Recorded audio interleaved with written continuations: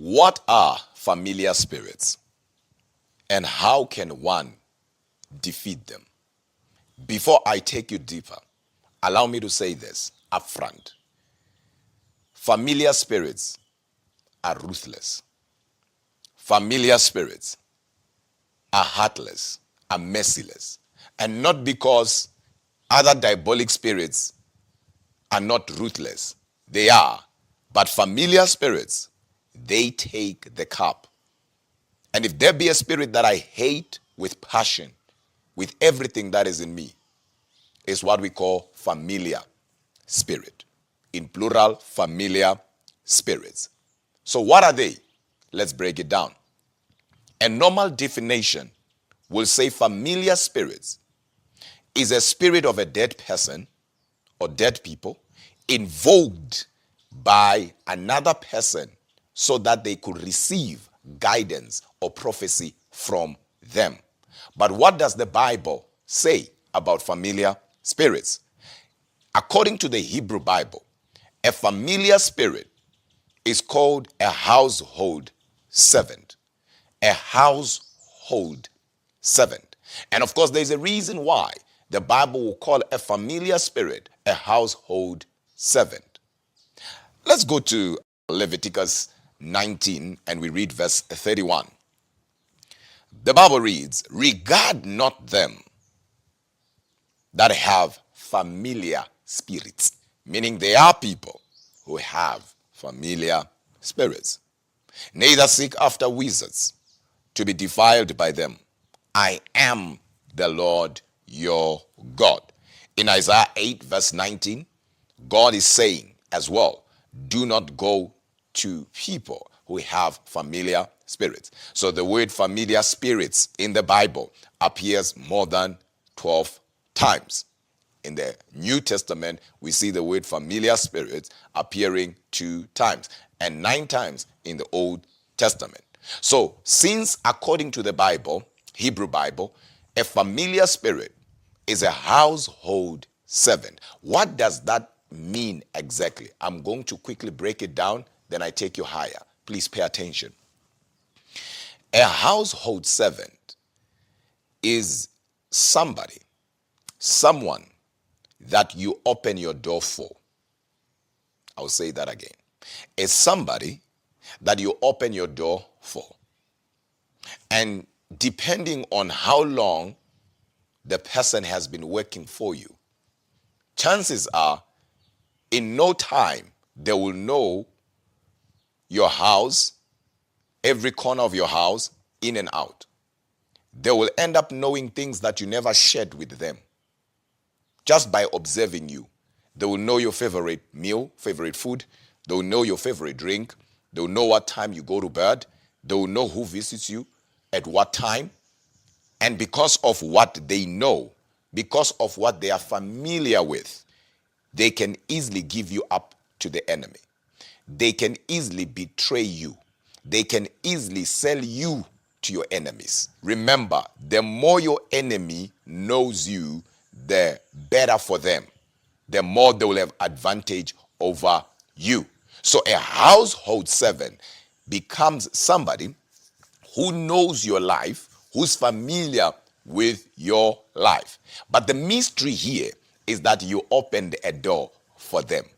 One will say, but what then happens, Apostle, if I've never opened a door for this household servant you're talking about?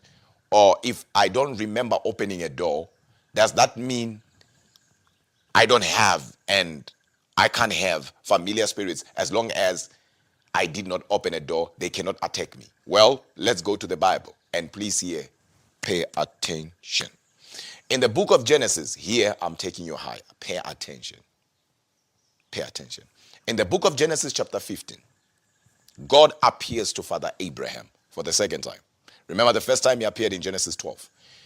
In Genesis 15, Abraham wants to know if what God had said to him will come to pass or will even come to pass. Will ever come to pass, so to say. Then God appears to him and says, look, it will come to pass, but I want you to do something for me. Build me an altar, sacrifice on the altar. He does that. Abraham does that. Then the Bible says he fell into a deep sleep. In a dream, God appears to him. Right there in Genesis 15. And God entered into a covenant with Father Abraham. In a dream, God sealed a covenant, entered into an agreement. And right in that dream, God says to him, I will be with your generation. Your descendants will be slaves, will be in captivity for 400 years in Egypt, in a foreign land. And God sealed that covenant. Abraham woke up and he was in a covenant with God. Later on, Abraham has a son called Isaac. God then says to Isaac, Isaac, I will be with you as I was with your father. Wait a minute, pause there. The reason why God is with Isaac is not because of Isaac, but God is with Isaac because of Abraham. Isaac is prospering. Isaac is ahead of the Philistines, his enemies, not because of him, but because of what the father did.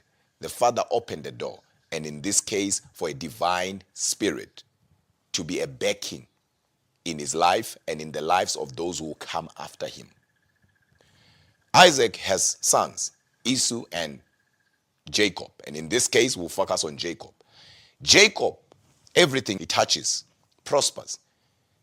He fights from a victory point. Every time he fights, he will come out victorious. He has a backing. Things seem to be moving for this gentleman, for this fellow. Why?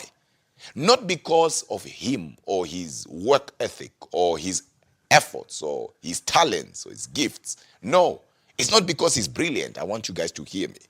It goes beyond that. He has a backing. But where does this backing come from? Why is God with Jacob? Even after Jacob tricked his brother, why is God with this fellow? It's because of one man, and that man is called Abraham. He opened a door for a spirit. God is a spirit, a divine spirit. And because of that, his generation is thriving. His generation is affected, but in a positive way. His generation is looked after. Familiar spirits, believe it or not, are the opposite of what I just said. Just as God has sent to us, according to Hebrews 1 verse 14, ministering spirits, and of course angels. Angels are called ministering spirits in Hebrews 1 verse 14. And then says to minister for them who are what? Heirs of salvation. The Bible there is specific as to who these spirits who are ministering spirits they should minister to. The word minister is the word to serve. So the Bible is clear as to who these spirits are to serve. Familiar spirits are the opposite of what we just said. They are there not to serve you, but to serve their master. And since you are not their master, you are their victim. They will victimize you to please their master. They are called household servant because they are familiar with you. But how are they familiar with you? Because you've never opened the door. Well, familiar spirits are also called inherited giants, meaning they were never your giants, but you inherited them. One can inherit them. That's why some of you are fighting things that did not start with you. You are watching and you are wondering, how come I've been dealing with this in my life? How come in my family we are moving in this pattern? How come this is happening to my sister as it happened to my mother, now it's happening to me? It's because what you guys are dealing with, you are dealing with a familiar spirit. This spirit knows your limits, knows how far you can go, knows your grandmother, knows your grandfather. So it uses what it used against your grandmother to defeat you. So it knows who you are in and out better than you. And because of the information it has, it uses that to stop you from thriving. That's why some of you don't understand that these spirits are called familiar spirits because they are familiar with their victim. They are familiar. They will victimize their victim to an extent that the person themselves, every time they meet somebody, that other person's life will be messed up. Not because the person's life was not making sense, was making sense. But when they meet somebody with a familiar spirit, also their life starts going down. That's one thing about familiar spirit. You can meet somebody, sleep with somebody, and inherit that spirit that is familiar from that person, and you walk out with a familiar spirit. And that familiar spirit will deal with you, that once it finishes dealing with you, it does not leave you alone. It will go to those that are connected to you. Hence, I said it's ruthless. It does not harass you to an extent that when you feel like, you know what, I'm done, then the spirit goes, yeah, now I'm done. No. When you die, whoever is connected to you will inherit it. Hence, I hate this spirit with passion. And a lot of people have inherited familiar spirits from different people. And familiar spirits' duty, familiar spirits' number one job is to please its master. And in this case, it can be a witch, it can be a wizard, it can be somebody who spoke a bad word against your grandfather, it can be somebody who said something about your grandmother, it can be somebody who said something about your mother. And that spirit now obeyed the master. And in obeying the master, it had to make sure that the words spoken against your mother or your grandmother or grandfather take shape. And after taking shape, it does not go back to the master. So it will serve the master by messing up that person's life. And when that person dies, guess what? It does not go back to the master. It goes to the person who's connected to that person. That's what familiar spirits are capable of. That's what they do. That's what they specialize in. That even in relationships, a lot of people don't make progress. And not because they are not good people. And not because they are not loving people. They love. They want the best for others as well. But relationships never work out. And one wonders, but this relationship, the way it started, I was 100% sure this is the one. What happened? What went wrong? Is because once a familiar spirit is at work, nothing goes right. In the beginning, it can all start good. But in the middle, hell will break loose. Familiar spirits are so dangerous that they can help somebody say what you want to hear in order for you to love them. I don't know if you guys got that. Familiar spirits can cause somebody to say things that you are familiar with, things that will make you happy, and you will conclude, this person loves me. This person is serious about me. And only to realize that their words don't match their actions. It's a familiar spirit. It's familiar with its victim. And it will say what you are familiar with, or rather what you want to hear. I hate this spirit. I hate familiar spirits with all that is in me. I've seen destinies hijacked. I've seen people with greatness everywhere but nowhere because of familiar spirits. They don't care about your degree. They don't care about your educational background. They know this is how far you are going to go, and they will make sure you don't go as far. Some of you are dealing with poverty that never started with you. Some of you are dealing with sicknesses that never started with you. Some are dealing with trauma, family traumas that did not start with you. Inherited giants. But I want to assure you that there is a way that one can be delivered. One can come out of all this. One can be rescued from all this. One can be separated. One can be taken out, brought out from all this. I'm talking about familiar spirits. And the number one way, or the number one solution that one can use, so to say, to come out completely is what we call prayer and fasting. That is because there has never been an issue or a problem that prayer and fasting failed to solve. If you want to be as spiritual as one can ever think, be in fasting. Enter into a fasting. Enter into a fasting. And once you are in a fasting, guess what then happens? Your spirit, man, because you are a spirit possessing a soul living in a body. You are not a body possessing a soul living in the spirit. So every time you fast, your spirit man gains power. Your spirit man is in charge. And if you pray from that now, I'm talking about fasting, when your spirit man is in control, guess what then happens? Every spirit that is either monitoring or a familiar spirit, it doesn't matter what type of spirit that is afflicting you, will live your life. That's why Jesus said, this kind of spirits, this kind does not go out. That young man had a familiar spirit that knew him, that caused him to go into fire, caused him to go into water. He didn't want to do that, but he ended up in there, not because he was controlling himself, not because he was in charge of his senses, because he had a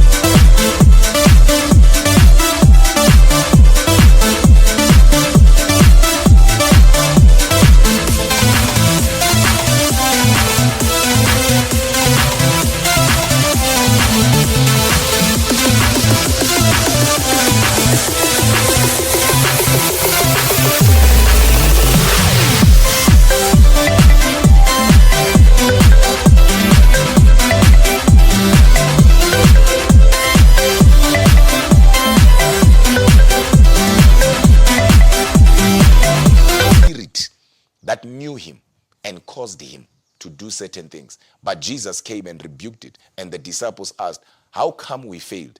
And Jesus gave them the solution. And he said, this kind. So even the kind of familiar spirits can only go out by prayer and fasting. And that is number one. Number two, the spirit that we are dealing with right now uses people who you yourself have a weak spot for, yet they have a wicked spot for you. Any relationship, whether it's a love relationship, whether friendship, hear me, any relationship, come here. Any relationship that is not a blessing but a burden, you need to let go of that relationship. Any relationship that is making you bitter, not better, you need to let go of that relationship. Any relationship that is pulling you away from the presence of God, it is not from God. It is not a blessing. That thing is a distraction. And you need to let go. Because that's what they use. That's what the Bible then says. Do not be equally yoked. And then it goes further and it says, what relationship does light have with darkness? And a lot of people tend to downplay that and think, you know what? I know what I want. Or later on, it will be better. The funny thing about familiar spirits, time has no power over familiar spirit. Let me say that again. One thing about these things, familiar spirits, is that time has no power over them. So it doesn't get better with time. Just in case you think time will solve this. No, time can't. Time does not have power over spiritual things.